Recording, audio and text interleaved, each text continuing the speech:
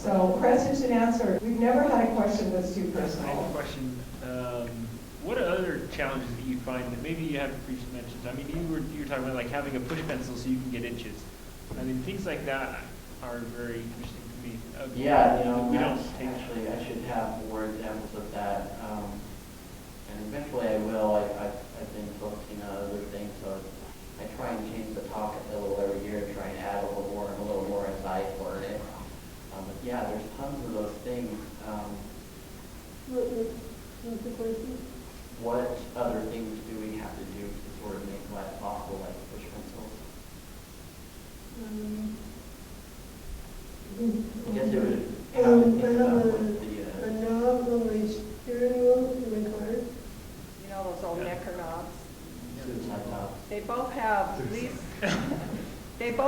least restrictive steering in their car, so it's super easy to steer. And they have extended steering columns because they're tall and they have long legs, but they have short arms. And then Logan has an extension on his shifter. So those are some of the things, and then you guys can tell them like how you shampoo your hair, how you take a pill, Logan, how hard that is. Well, yeah, I mean, it's, you kind of have to see it, and actually I am doing a documentary, like I mentioned, that should be out in the summer, and that's showing every single aspect of my life, shower and all. So that will probably answer a lot of those questions, but because it is interesting, and it is interesting to me too when I'm like, all right, I'm going to try and use this fork for something.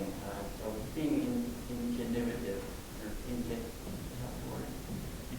being using what you have. Yeah, using what you have is important. Heather, do you want to tell them like how you shampoo your hair, how you put your shirt on? With shampooing it, I have to put my elbow against the shower wall. I do that. Try to reach back here, and then I have to let the water rinse out the rest of the soap because I can't reach. On the computer, my hand can't turn over my right hand, so I have to use the mouse with my left hand. So it's like, and there's another situation where my right hand can't do it, so I have to use my left hand to do it. So I'm ambidextrous in a lot of ways. And how do you type? I type with my hand upside down like this. And I use my thumb and a knuckle on each hand. I have a cut and pack. But yeah, it's painful for me to sit at the computer. You know, I am a graphic designer, and there's a lot of hours in front of the monitor. And to sit there in this position that my arm wants to naturally be in this position. So I invent a lot of stuff. That's not in my talk either. It's really interesting to go to his apartment and see all the stuff he's So I got. build a lot of things to help aid in my life living, especially painting. For example, your vacuum. Oh yeah, I extended the vacuum handle with the PVC pipe, so I had to sort of cut off the other one and put it in, and I could bolt it in, and so it's sturdy, and it comes out, you know, like this much further. But it's still hard to vacuum. It's very hard. I have to admit, I do get kind of nervous when I buy Logan new things, because I'm afraid he's gonna cut them off and take them apart, and then it's not gonna work. Almost everything in my apartment and in my life is sort of customized. Doing things more expediently. And to reach into the dryer, I use a hanger to reach the top. Another question? Yes? You're both so talented and creative and articulate in either writing or painting. I just wonder if has that always, Heather, have you always been passionate about writing and speaking, and Logan, have you always been passionate about painting, or is that something that's developed over time? I knew since third grade I wanted to be a teacher, and that got modified to being a therapist, and then that got modified to, okay, I'm going to be a speaker and a writer. And I liked writing in high school. I did well in all my English classes, got all A's. And it was during college that I realized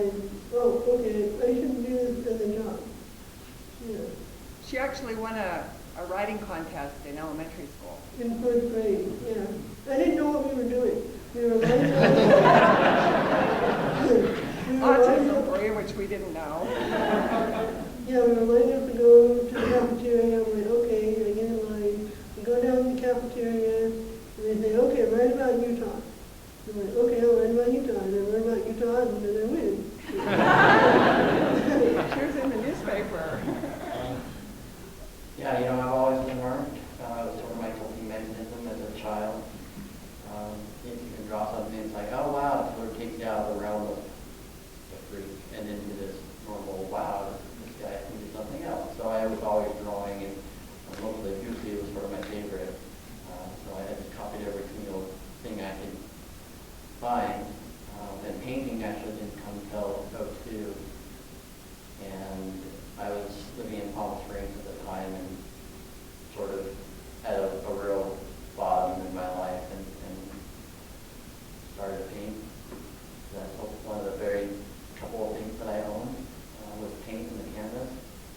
So I tried it and I was surprised that I could actually do it because I didn't really do it in high school. I was more into composition and color and lines, sort of modern art than actual real subjects. So once I realized that, my car got stolen, so I was back with money from the insurance to move back. So it was sort of like, you know, it worked. It worked for me. But that, I started painting, and now I'm doing more realism. My biggest regret was that I didn't put dates on his art.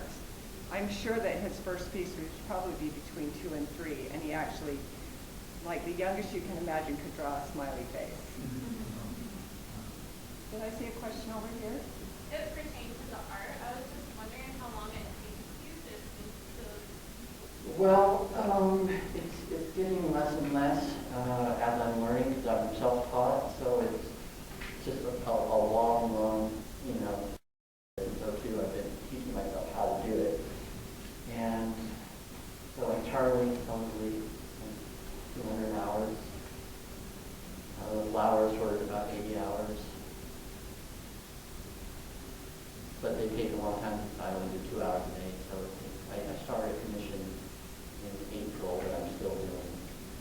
And it's almost done. It's like a lot of things. How big is it? 18 18 by 24? Or 24 by... It's a weird size. It's guitars. Yes?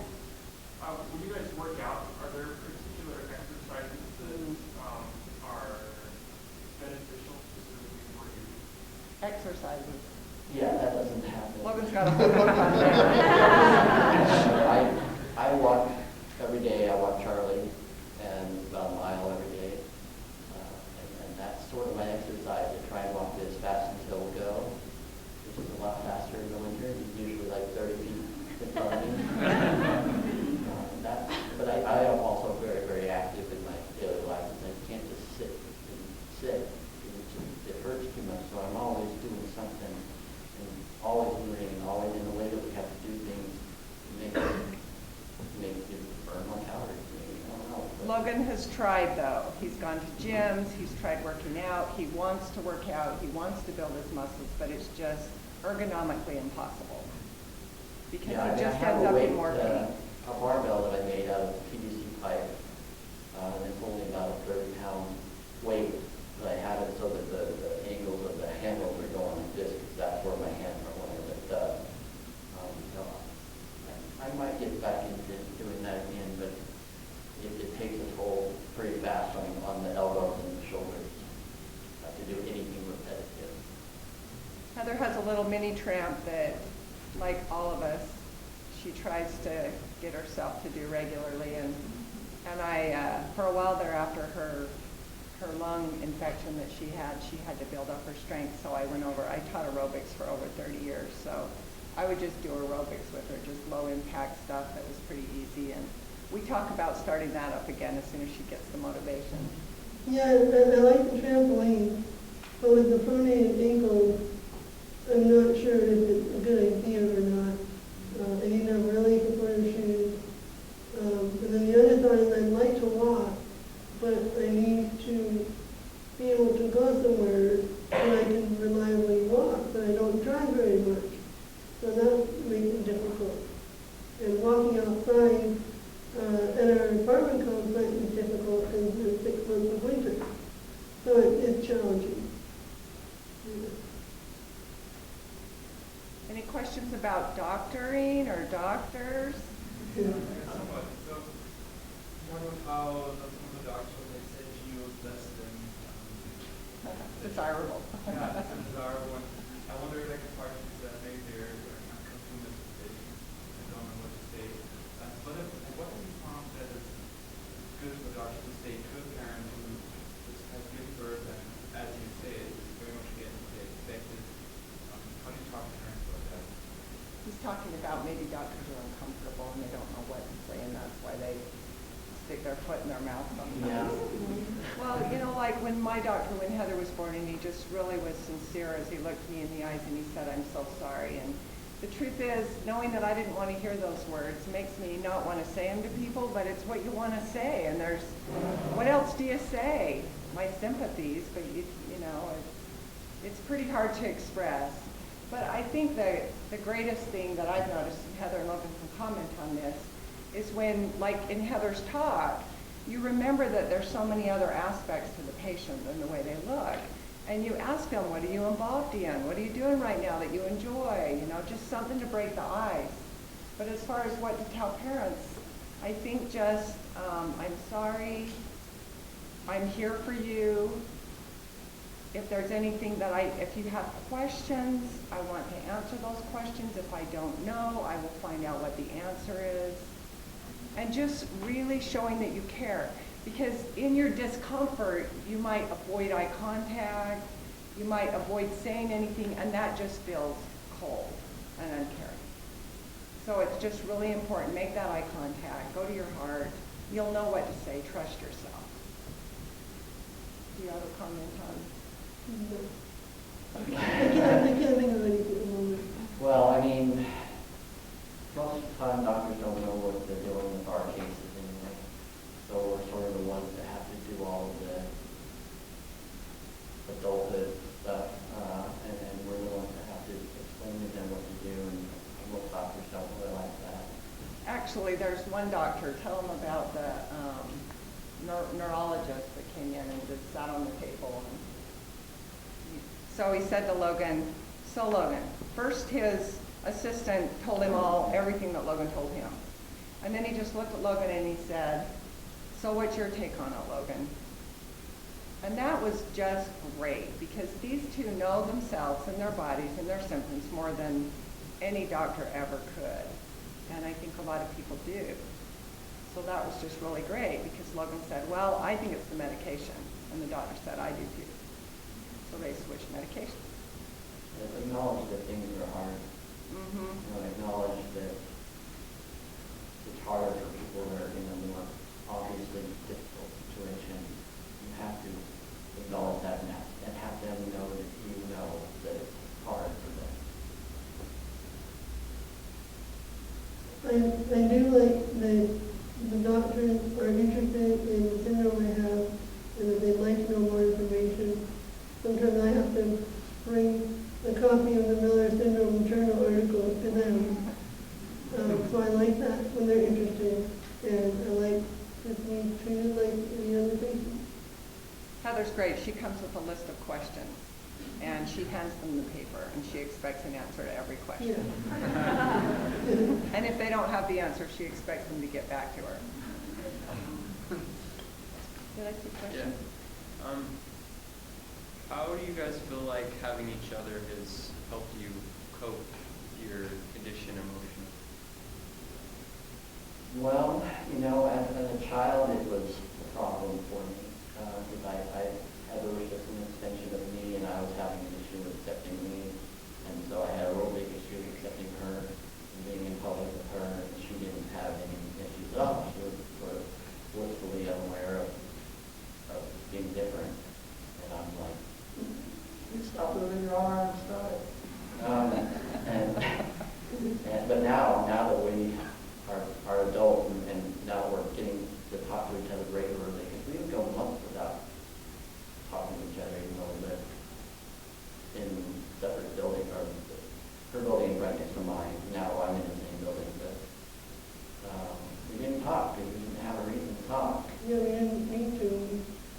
being both autistic, like we talk if we think we have something to say. But now that I'm becoming more, I wouldn't say necessarily accepting of my challenges, but acknowledging my challenges is still a new thing for me. It's sort of admitting that I do these weird things to accommodate myself when I'm in private. Well, sometimes, okay, but you know, the things that I have to do, it's sort of embarrassing as a man to be like, oh yeah, Brock, I'm going to wash my hair. And so as a man, there's been some issues with that. But as far as now that I'm understanding things, it's nice to have somebody who knows the exact same thing and often is doing the exact same weird things that I'm doing, like shaking salt over our hands so that we can see how much salt is going into our food. So we're constantly sort of anal about everything. I am glad that Logan, that I have a brother, and that he had so many of the same problems I did, and that I didn't feel alone. And because I'm autistic enough, I really didn't make friends, and so I used his friends. So that was nice. So I never felt alone because I had Logan to talk to, I had my book, I had Logan's friends to play with, and they came over, and that was really helpful. Heather and Logan were not diagnosed with autism until about 10 years ago. And Heather's 37 and Logan's 34. And so you can imagine that they could have missed it because they look different, so naturally their social life is going to be different. But it's pretty remarkable. Heather actually diagnosed herself, and then we took her to a specialist and had the diagnosis come from. And then we were shocked 3 years later when Logan was diagnosed also with autism. Just a different kind, somewhere else on the spectrum. So, you know, I was just thinking about your question about doctors, and I thought, you know, it's hard to know how a patient wants to be treated, and they say, well, just treat us like anybody else. But at the same time, Logan says, I want you to acknowledge things aren't easy for me. So you get kind of this contradictory answer. And I was just thinking that even if a doctor came in and said, nice to meet you, your life must be really interesting, you know, with your condition. Really great. Just something that acknowledges that you want to be treated like you're normal, but yet you want to be acknowledged that you've got some challenges too. So it's a little complicated, but I think that would work real well. Yeah, we're just saying this is complicated. Yeah. Obviously, this is complicated. Yep. So I have noticed that two of you have differences in mobility with your arms. Heather doesn't like using the computer, and you don't either, but you're getting more. I'm curious, is that due to corrective surgeries, or is that always? Well, you know, as you saw, we were born with a 90-degree angle, and the other siblings never got their arms straightened. So their hands, they didn't go down still like that this, way. they went down like But they this. kind of have some movement still.